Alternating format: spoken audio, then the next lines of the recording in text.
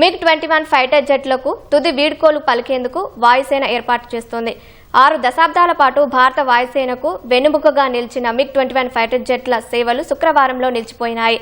Panthers అనే పేరుతో పిలిచే 23వ నెంబర్ స్క్వాడ్రన్కు చెందిన MiG-21 జెట్లలో చివరిదానికి చండీగఢ్ ఎయిర్ ఫోర్స్ స్టేషన్లో వీడ్కోలు పలకనున్నారు.